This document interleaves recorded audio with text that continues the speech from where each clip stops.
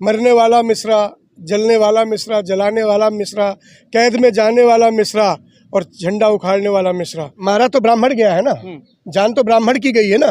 देखिए ना हमारे कितने काबिल पुलिस वाले हैं जिनसे बंदूक तक नहीं चलती। स्टिंग ऑपरेशन हुआ अभी आपने देखा होगा, और आपने मेरठ का भी एक स्टिंग ऑपरेशन देखा जिसमें मुंह से गोली चला रहे थे, धाए धाए ढिचका ढिचका। जांच तो वो सबका करा रहे, जांच तो वो उसका भी करा रहे जो बुलडोजर कानपुर में गया था। और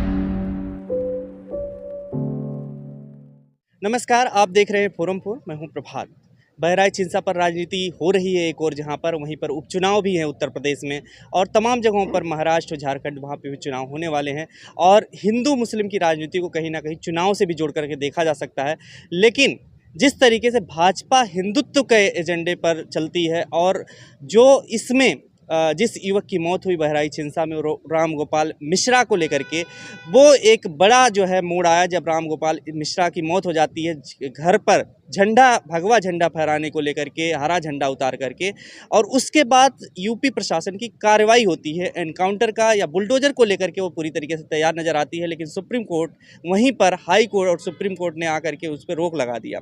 अब इस मुद्दे को कैसे देखते हैं, जो आए दिन नए खुलासे हो रहे हैं। 115 लोग करीब गिरफ्तार हो गए, उसमें हिंदू मुस्लिम है, राम गोपाल मिश्रा भी मिश्रा हैं, और आप जो है संदीप मिश्रा हैं। तो इस तरीके से कैसे देखते हैं इस चीज़ों को कि कहीं ना कहीं जो ब्राह्मणवाद और ठाकुरवाद जो चल रही है राजनीति, क्या इस तरीके से देखते हैं, या फिर इसमें क्राइम के हिसाब से कैसे देखते हैं? भंवर में है मिश्रा, चक्रवात में फंसा है मिश्रा, मरने वाला मिश्रा, जलने वाला मिश्रा, जलाने वाला मिश्रा, कैद में जाने वाला मिश्रा और झंडा उखाड़ने वाला मिश्रा। ये मिश्राओं पर क्यों ऐसी साजिश की जा रही है?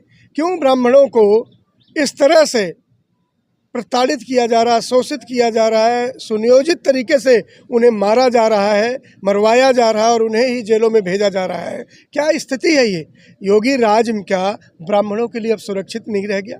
उत्तर प्रदेश की धरती कितने ब्राह्मणों का खून और पिएगी, ये सवाल खड़ा हो गया। कितने ब्राह्मणों का खून पी के उत्तर प्रदेश की धरती की प्यास बुझेगी, ये अपने आप में भयभीत करने लगा है, डराने लगा है। एक तरफ ये नारा, जिसे आरएसएस अब राष्ट्रीय नारा बनाने की ओर बढ़ रही है कि इसे जीवन में उतारो, कटेंगे तो बटेंगे। दूसरी तरफ शिवपाल यादव जी कह रहे हैं कि न कटेंगे न बटेंगे, बल्कि जो ऐसा कहेंगे वो पिटेंगे। लेकिन इन्हीं के बीच में अमन का एक मसीहा, नफरत के बाजार में मोहब्बत की दुकान खोलने वाले हमारे नेता राहुल गांधी कहते हैं कि जुड़ेंगे तो बढ़ेंगे, जुड़ेंगे तो बढ़ेंगे। ये हमारी नीति है, नियति है, और ये भारत की आत्मा की पुकार है।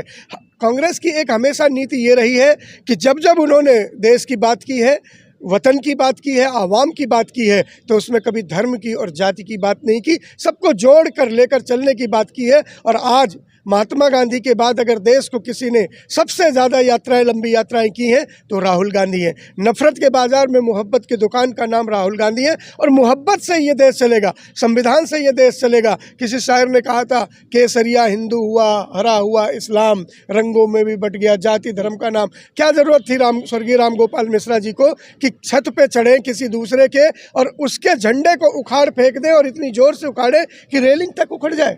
उस नौजवान को जिसकी 6 महीने पहले ही शादी हुई हो, उसे किसने इतना हौसला दिया होगा, किसने इतनी साजिश की होगी, किसने उसे इस तरह का मानव बम के रूप में बनाया होगा कि दूसरे धर्म पर धावा बोलने लग जाए? आज हमारे बच्चे क्या करने लगे? ब्राह्मणों सुधर जाओ, संभल जाओ, अपने बच्चों को संभाल लो। ये बे औलाद वाले, जिनके घर में औलाद नहीं है, इन्हें पता नहीं चलता कि औलाद की अर्थी कितनी भारी होती है। इन बे औलादों को यह नहीं पता होता कि बिटिया की आबरू कितनी बड़ी होती है। कल लखनऊ में आपने देखा, हिरासत में हेमंत पांडे जी की मौत हो गई 11 बजे। मोहित पांडे, उनकी मौत हो गई, उन्हें मार दिया गया। पुलिस ने तड़पा के हिरासत में मार दिया। योगी जी जांच करवा रहे हैं उसका, जांच करवा के जान ले आएंगे। जांच तो वो सबका करा रहे हैं, जांच तो वो उसका भी करा रहे हैं जो बुलडोजर कानपुर में गया था और माँ बेटी, ब्राह्मण माँ बेटी की जिसने जिंदा जला दिया था, उनके घर को ही जिसने उनकी कब्र बना दिया था। जांच तो उसकी बेचारी है। कुछ हुआ क्या? जांच तो विकास दुबे, जिस ब्राह्मण की गाड़ी पलटी गई थी उसे भी गोलियां मार दी गई, जांच तो उसकी भी हो रही है। जांच तो मेमना मदन मोहन की धरती पर उस बेटी के जिसके कपड़े उतार दिए गए, उसकी भी हो रही है। योगी जी को जांच में मिलता क्या है? जांच के बाद एक और बड़ा कांड, एक को उसके बाद एक और कांड, पुरानी जांचें कहीं छुप जाती हैं, नए ब्राह्मणों की हत्या और बलि चढ़ती रहती है। कितनी बलि लेंगे ये तानाशाह सरकार ब्राह्मणों की, जिसके बाद खुश होगी। ब्राह्मण चढ़ते क्यों हैं, दूसरे की छत पे चढ़ते क्यों हैं? वो जय श्री राम के नारे भी पूरी आस्था के साथ बताते हैं, आस्था के साथ लगा रहे हैं, इस तरीके की चीजें करते क्यों हैं फिर? नहीं, मैं कह तो रहा हूँ कि हमें अपने बच्चों को संभालने की जरूरत है। ब्राह्मण शिक्षा को भिक्षा मांगकर शिक्षा देने वाली कौम है, संस्कार देने वाली। ब्राह्मण सबसे कुलीन माना जाता है, सबसे उच्च माना जाता है, वो अपने कर्म से माना जाता है, आचरण से माना जाता है। मैं मानता हूँ कि चित्र की नहीं, चरित्र की पूजा होती है। हमारे पूर्वजों ने ऐसा चरित्र दिया था कि ब्राह्मण पूजनीय, वंदनीय, प्रातः स्मरणीय हो गए। लेकिन आज हम कहाँ जा रहे हैं? हमें ये समझना होगा कि हमारी औलादें अब किस राह पर भटक रही हैं और किसके लिए काम कर रही हैं। कौन है जो उन्हें साजिशन उनको मौत के मुंह तक ले जा रहा है और उनकी मौत का तमाशा बनाकर अपने सिंहासन को बड़ा कर रहा है। गोधरा की भूमि से, गोधरा की प्रयोगशाला से निकले ये भाजपा और भाजपाई सिर्फ लाशों की सीढ़ी बनाकर सत्ता के सिंहासन तक का पहुंचते हैं और उसका सुख लेते हैं। रक्त और रुधिर से घिरी इनका सिंहासन हमारे ही बच्चों की जान ले रही है। हमें बचना होगा, समझना होगा, सोचना होगा। इनकी चाल की जाल से अपने लाल को, ललनाओं को बचाना होगा। क्यों ऐसा होता है कि जहाँ जहाँ डबल इंजन सरकार है वहाँ बेटियों की इज्जत आबरू सुरक्षित नहीं है? मणिपुर में आपने देखा है, धृतराष्ट्र के बाद सबसे बड़ी ये सजा हुई थी कि जहाँ पर बिटियों की नंगी परेड निकाली गई। आपने हाथरस का कांड देखा है, पेट्रोल छिड़क कर सौदा दहन देखा है। आपने मेहमना का बीएचयू देखा कि बेटियों की आबरू लूट ली गई, कपड़े उतार दिए गए। आपने कानपुर में 2 बेटियों को फांसी पे लटके हुए, वो 100 भी देखे होंगे, जो उनको रेप करने के बाद लटका दिया गया। आपने ये भी देखा होगा कि करवा चौथ के दिन एक पुलिस वाली हमारी बहन अपने घर जा रही थी और पकड़कर उसकर भी उत्तर प्रदेश में रेप कर लिया गया। कौन सुरक्षित है योगी जी? कौन सुरक्षित आपके राज्य? मुक्त, दंगा मुक्त, ये सब बातें जो है अब क्या लग रहा है? ये सिर्फ बातें हैं, बातें हैं, बातों का क्या।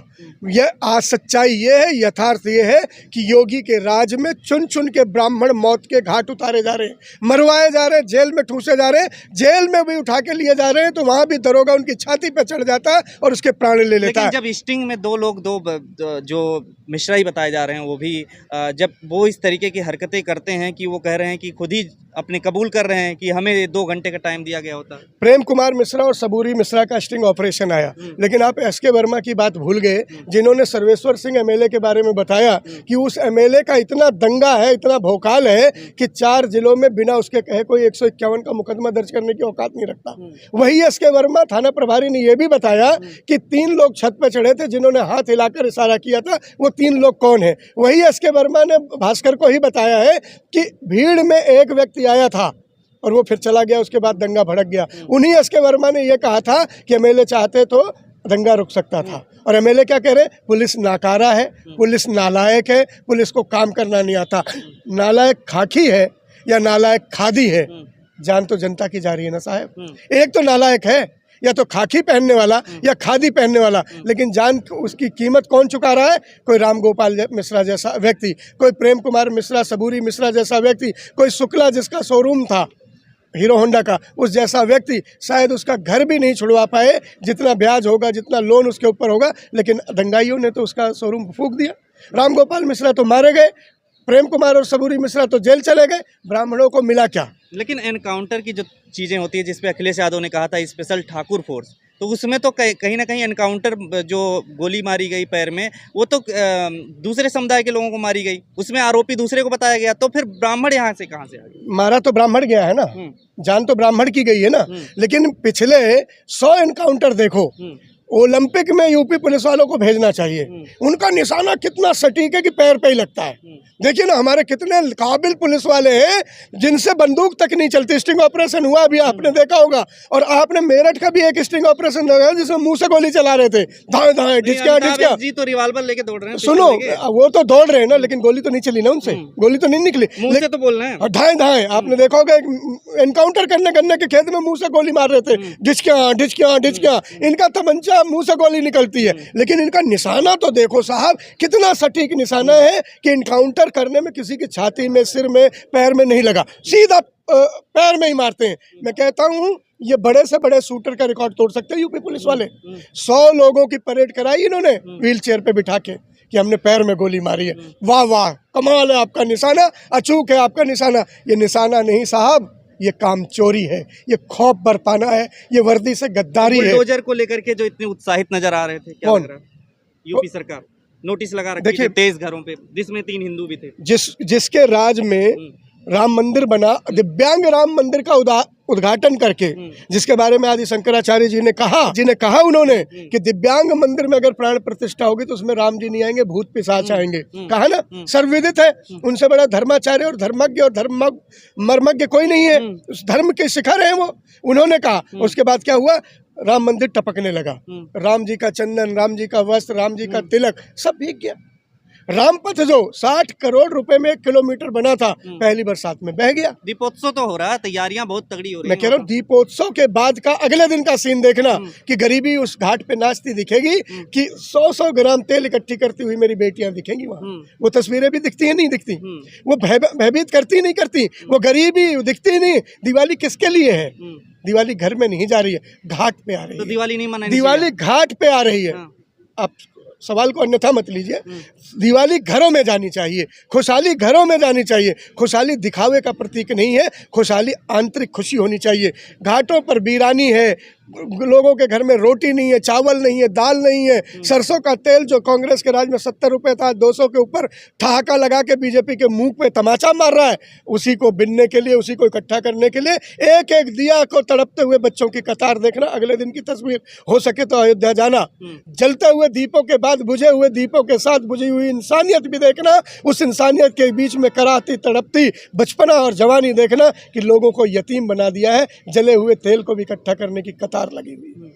लेकिन ये जो इस तरीके का जो बयान आप देखने लगातार आ रहे हैं, बुलडोजर पर सुप्रीम कोर्ट का या एक्शन हुआ है, इसको चुनाव से जोड़ करके जो देखा जा रहा है, उपचुनाव को, मिल्कीपुर सीट पे तो खैर वहाँ पे उन्होंने हाई कोर्ट ने नोटिस भी जारी कर दिया कि क्यों आखिर जो है वहाँ पे चुनाव नहीं कराया जा रहा है। अब यही तो है, देखिए डर, बीजेपी को खौफ लगता है। बीजेपी सवाल से डरती, ना किसानों के सवाल का जवाब दे पाती है, ना अयोध्या के सवाल का जवाब पाती है। अयोध्या के हार से इतनी डरी हुई है बीजेपी कि मिल्कीपुर का चुनाव ही नहीं कराए। अब चुनाव आयोग को निष्पक्ष कौन कहेगा? कह सकता कोई? जहाँ हाईकोर्ट ये कह रहा कि वहाँ क्यों नहीं करा रहे। आप समझिए साजिश है, और कौन कौन लोग मिले हुए हैं इसमें, कौन सी ऐसी संस्था है जो नहीं मिली हुई है। ये क्या चल रहा है? ये सिर्फ और सिर्फ संविधान को कुचलने की एक साजिश चल रही है, और बीजेपी और आरएसएस वालों के राज में सिर्फ और सिर्फ लोगों की जान ली जा रही है, सवालों से, मुद्दों से भटकाया जा रहा है, इसीलिए प्राणों की बलि ली जा रही है। इससे फायदा कितना मिल गया इन्हें उपचुनाव में? कोई फायदा नहीं होगा। ये कितने भी लाशें गिरा ले, कितने और ब्राह्मणों को मार ले, इनकी हार अवश्य में वो निश्चित है। साइकिल की रफ्तार तेजी से बढ़ेगी, और 27 का सत्ताधीश 9 की 9 सीटें और बाद में मिल्कीपुर जीत के इनका हालत ऐसी कर देगा कि कहीं मुंह दिखाने लायक नहीं रहेंगे। इसके बाद बीजेपी में एक बड़ा गृह युद्ध शुरू होगा, और योगी को हाथ पैर पकड़कर कुर्सी से खींच उतार दिया जाएगा। ये बीजेपी वाले ही उतारेंगे। जब ये राष्ट्र जो है एक राष्ट्र नारा बन गया कि बटोगे तो कटोगे, इसको आरएसएस भी बोल रही है, तो कैसे आप कह रहे हैं कि तो नारा बना रहे, कुर्सी से उतार के नारा लिखते रहे, कुर्सी चलाने लायक नहीं रह जाएंगे। 9 की 9 सीट जीतने के बाद योगी कुर्सी चलाने लायक नहीं रहेंगे, और बीजेपी के ही लोग इनके हाथ पैर पकड़ के इन्हें कुर्सी से उतार देंगे, बोलेंगे बहुत हुआ बाबा, अब आओ लिखो नारा। उपचुनाव में हार हो जाएगी निस्संदेह। कोई भी ताकत, कोई भी दंगा, किसी के लाशों का तमाशा, लाशों का मजमा और लाशों को मातम में बदलकर कोई भी सत्ता ज्यादा दिन तक नहीं रह सकती, चाहे वो योगी हो, मोदी हो, कोई भी हो। देश बड़ा है, देश को दुख देने वाले कभी बड़े नहीं हो सकते। खबरों में बने रहने के लिए फोरम 4 को सब्सक्राइब करें और नोटिफिकेशन पाने के लिए बेल आइकन दबाएं।